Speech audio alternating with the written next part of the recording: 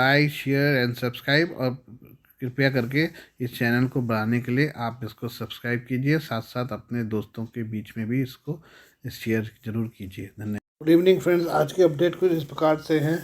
पाकिस्तान में इमरान खान की गिरफ्तारी के बाद 9 मई को हिंसा हुई थी। इमरान समर्थकों ने अपने हमले से पाकिस्तानी सेना को हिलाकर रख दिया था। इस हिंसा में सैन्य प्रतिष्ठानों पर हमला हुआ था। हमले को रोकने में नाकाम रहने के कारण अब पाकिस्तानी सेना ने अपने बड़े अफसरों पर एक्शन किया है। एक लेफ्टिनेंट जनरल, 3 मेजर जनरल और 7 ब्रिगेडियर की सेवा बर्खास्त कर दी गई है। पाकिस्तानी सेना के प्रवक्ता DG ISPR major general Ahmed Sharif Chaudhry ने इस कार्रवाई की पुष्टि की है। इमरान समर्थकों के हमले से सैन्य प्रतिष्ठानों को न बचवा पाने के कारण यह कार्रवाई की गई है। पाकिस्तानी सेना के DG ISPR ने रावलपिंडी में इससे जुड़ी एक प्रेस कॉन्फ्रेंस की। उन्होंने कहा कि 9 मई की हिंसा में देश के अलग अलग हिस्सों में शहीद स्मारकों का अपमान किया गया। उन्होंने कहा 9 मई की हिंसा ने साफ कर दिया है कि जो पाकिस्तान का दुश्मन नहीं कर सका वह इन दंगाइयों ने कर दिया। 9 मई की हिंसा निंदनीय है और पाकिस्तान के इतिहास का काला अध्याय है। यह पाकिस्तान के खिलाफ बड़ी साजिश का नतीजा है। 9 मई की हिंसा पर आगे बोलते हुए DG ISPR ने कहा कि इससे जुड़े सबूत इकट्ठा किए जा रहे हैं, हिंसा की जांच चल रही है। उन्होंने कहा कि शहीदों के परिवार वाले सवाल पूछ रहे हैं कि आखिर दोषियों को न्याय के कटघरे में कब खड़ा किया जाएगा। सेना के लोग पूछ रहे हैं अगर शहीद स्मारकों का इस तरह अपमान होता है तो उन्हें अपना बलिदान क्यों देना चाहिए। इसके साथ ही DG ISPR ने यह भी दावा किया कि इस हमले की प्लानिंग कई महीने पहले की गई थी। इस्लामाबाद हाईकोर्ट में 9 मई को जब इमरान खान पेशी के लिए पहुंचे थे तब अर्धसैनिक बल के जवानों ने उन्हें गिरफ्तार कर लिया था। इस वजह से पाकिस्तान में बड़े पैमाने पर हिंसा भड़क गई थी। 20 से ज़्यादा मिलिट्री और सरकारी बिल्डिंग पर हमला हुआ था। इमरान समर्थकों ने रावलपिंडी में मिलिट्री हेडक्वार्टर में तोड़फोड़ और आगजनी की। 10,000 से ज़्यादा लोगों की गिरफ्तारी हुई थी। इस हिंसा के बाद पाकिस्तानी सेना ने कहा था कि दोषियों पर आर्मी एक्ट में मुकदमा चलेगा। आइए हम PM मोदी की अमेरिका यात्रा के बारे में बात कर लें। PM मोदी की यात्रा के दौरान अमेरिका के साथ प्रीडेटर ड्रोन को लेकर बड़ी डील के बाद पाकिस्तान दहशत में आ गया है। अब पाकिस्तान ने इसकी काट की तलाश शुरू कर दी है। पाकिस्तान की ये तलाश उसे केवल चीन तक ले जा रही है, जो CH-4 मानव रहित ड्रोन सिस्टम का इस्तेमाल करता है। पाकिस्तान के पास पहले से ही 3 CH-4 ड्रोन मौजूद हैं। चीन का यह ड्रोन ठीक वही काम करने के लिए बनाया गया है जो अमेरिकी ड्रोन करता है, लेकिन सूत्रों के मुताबिक यह तकनीकी गड़बड़ी से जूझ रहा है। पाकिस्तान यह खरीदारी तब कर रहा है जब देश भयानक आर्थिक संकट से जूझ रहा है। खास रिपोर्टों के मुताबिक इस गड़बड़ी के बाद भी पाकिस्तान चीन से अब 4 और ऐसे ड्रोन खरीदना चाहता है। यही नहीं, पाकिस्तान ने चीन से कहा है कि वह CH-4 ड्रोन के लिए हथियारों की भी सप्लाई करे।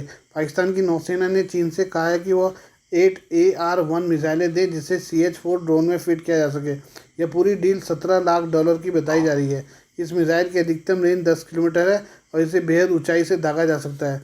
इस मिसाइल के जरिए सैनिकों के समूह, टैंक या छोटे युद्धपोत पर हमला किया जा सकता है। क्योंकि पाकिस्तान की नौसेना इस मिसाइल को खरीद रही है, ऐसे में उसका स्वाभाविक लक्ष्य भारतीय युद्धपोत होंगे।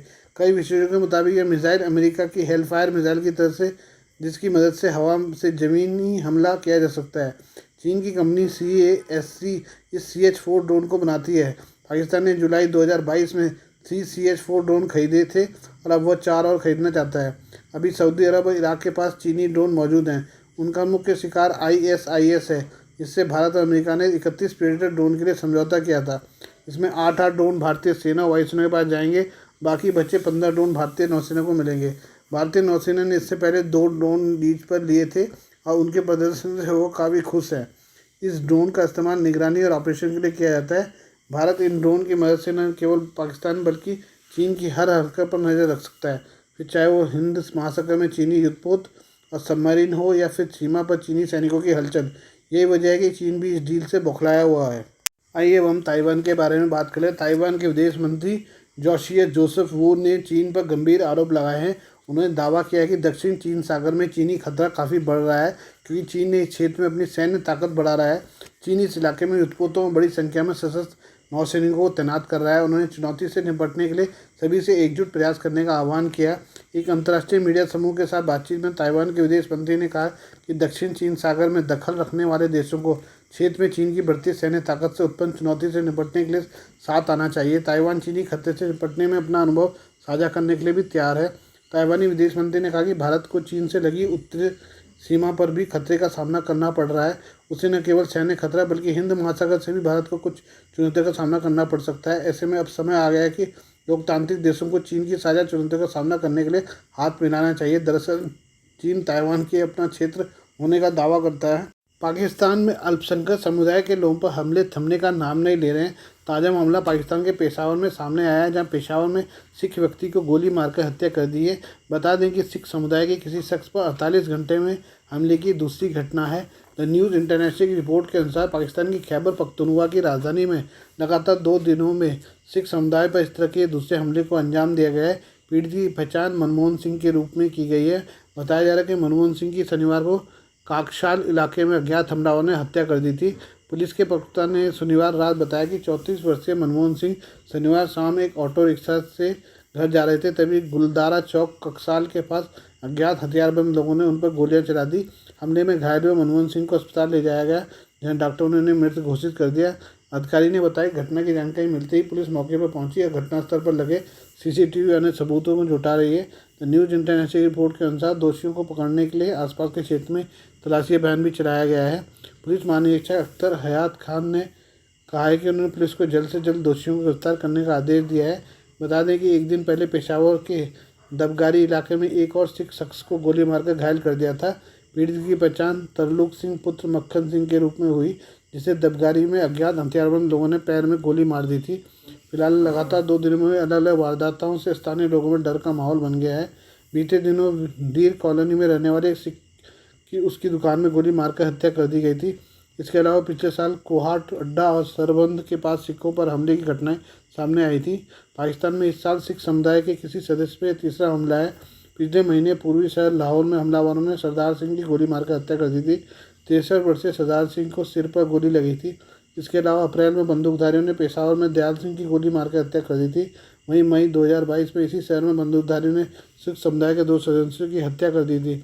एशियन लाइट इंटरनेशनल की रिपोर्ट के अनुसार पिछले साल 15 मई को पेशावर के बाहरी इलाके में 2 सिख व्यापारी कुलजीत और रणजीत सिंह की हत्या कर दी गई थी। यह 12वीं घटना थी जो 2014 से 22 के बीच सामने आई थी, जब खैबर प्रांत में सिख समुदाय के किसी सदस्य को चरमपंथी द्वारा निशाना बनाया गया था। इसके अलावा पिछले साल सितंबर में एक सिख यूनानी दवा व्यवसायी सतनाम सिंह को भी पेशावर में उनके क्लिनिक के अंदर गोली मार दी गई थी। नरेंद्र मोदी सरकार में वित्त मंत्री निर्मला सीतारमण ने अमेरिका के पूर्व राष्ट्रपति बराक ओबामा पर सवाल उठाते हुए कहा कि जिनके कार्यकाल में 7 मुस्लिम देशों में बमबारी हुई वो भारत पर टिप्पणी कर रहे हैं। भारत की वित्त मंत्री ने कहा कि ऐसे लोग भारत के खिलाफ जब आरोप लगाते हैं तो उन पर कौन भरोसा करेगा। प्रधानमंत्री नरेंद्र मोदी जब 20 जून को पहले स्टेट विजिट पर अमेरिका पहुंचे थे तो बाइडेन प्रशासन ने उनके स्वागत में कोई कसर नहीं छोड़ी थी। लेकिन इसी दौरान अमेरिका के पूर्व राष्ट्रपति बराक ओबामा ने मोदी सरकार पर बहुसंख्यकवाद की राजनीति करने के लग रहे आयोग को लेकर जो टिप्पणी की, उसकी चर्चा गर्म हो गई। पीएम मोदी के अमेरिका पहुंचने पर वहां के कई सांसद और मानवाधिकार समूह भारत में मानवाधिकारों के कथित उल्लंघन और प्रेस की आज़ादी पर हमले को लेकर पहले से ही सवाल उठा रहे थे। लेकिन ओबामा की टिप्पणी के बाद इन सवालों को और तवज्जो मिलने लगी थी। इसके बाद जब पीएम मोदी पिछले हफ्ते व्हाइट हाउस में राष्ट्रपति बाइडेन के साथ बैठक के बाद संयुक्त प्रेस कॉन्फ्रेंस में सामने आए तो अमेरिकी अखबार वॉल स्ट्रीट जर्नल के पत्रकार ने भारत में मानवाधिकार और अल्पसंख्यकों से जुड़े मुद्दे पर सवाल पूछ दिया।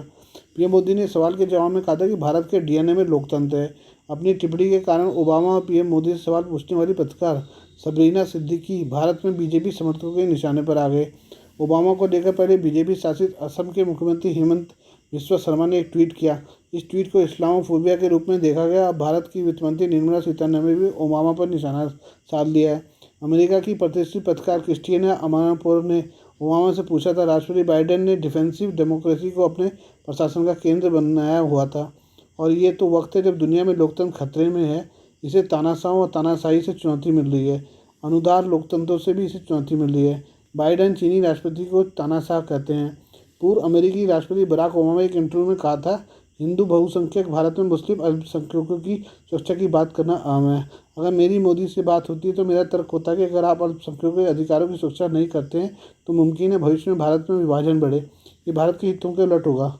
असम के मुख्यमंत्री ने बराक ओबामा पर निशाना साधते हुए शुक्रवार को लिखा था, भारत में भी कई हुसैन ओबामा हैं। वाशिंगटन जाने से पहले हमें उन पर गौर करने की ज़रूरत है। असम पुलिस अपनी प्राथमिकता के हिसाब से काम करेगी। शर्मा के इस बयान की चर्चा सोशल मीडिया से लेकर अमेरिकी मीडिया तक में है। अब इसी क्रम में निर्मला सीतारमण ने रविवार को प्रेस कॉन्फ्रेंस कर बराक ओबामा पर सवाल उठाए हैं।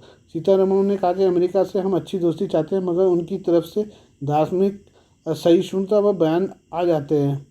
पूर्व राष्ट्रपति जी कुछ बातें बोल रहे हैं जहां 6 मुस्लिम बहुल आबादी देशों के खिलाफ उनके शासन में बमबारी हुई। सीरिया, यमन, सऊदी, इराक, मेरे पास स्पष्ट आंकड़ा नहीं है, पर 7 देशों के खिलाफ युद्ध जैसे हालात बने। 26,000 से ज़्यादा बम गिराए गए। ऐसे देश भारत के खिलाफ जब आरोप लगाते तो उन पर कौन भरोसा करे। वॉशिंगटन पोस्ट ने बराक ओबामा पर की गई टिप्पणियों पर खबर की है। इस खबर में कहा गया कि बीजेपी में उभरते सितारे और अच्छी खासी मुस्लिम आबादी वाले असम के सीएम हेमंत बिस्वा शर्मा ने भारतीय पुलिस से भारत के कई हुसैन ओबामा पर गौर करने की बात कही है। अमेरिकी मीडिया में कवरेज में पीएम मोदी से जुड़ी एक बात का खास जिक्र किया गया है। बीते 9 सालों में बतौर प्रधानमंत्री ये पहली बार था जब PM Modi live press conference में सवालों का सामना कर रहे थे। साथ ही इस बात पर भी चर्चा हर बार होती है कि कैसे गुजरात सीएम रहने के दौरान नरेंद्र मोदी के अमेरिका आने पर रोक लगाई गई थी। नरेंद्र मोदी के मुख्यमंत्री रहते 2002 में गुजरात में भीषण सांप्रदायिक दंगा हुआ था। अमेरिकी न्यूज़ चैनल सीएनएन ने भी मोदी के दौरे का व्यापक रूप से कवरेज किया था। सीएनएन ने अपनी रिपोर्ट में लिखा था, मोदी की लोकप्रियता भारत में जबरदस्त है, लेकिन अधिनायकवाद की तरह उनका झुकाव पश्चिम को चिंतित करता है। उन्होंने असहमति तो नकार दिया है, पत्रकारों को निशाने पर लिया है और जिन नीतियों को उन्होंने आगे बढ़ाया उससे मानवाधिकार समूह मुसलमानों के खिलाफ भेदभावपूर्ण बताते हैं। सीएनएन ने लिखा है कि भारत को दुनिया का सबसे बड़ा लोकतंत्र कहा जाता है और एशिया में बाइडेन की रणनीति में भारत अहम किरदार बनकर उभरा है। भारत ने हाल ही में आबादी के मामले में चीन को पीछे छोड़ दिया है। बाइडेन का मानना है कि जलवायु परिवर्तन जैसी वैश्विक समस्या का निदान भारत को साथ लिए बिना संभव नहीं है। आज के लिए बस इतना ही, बाकी मिलते हैं कल आपसे नई खबरों के साथ। धन्यवाद।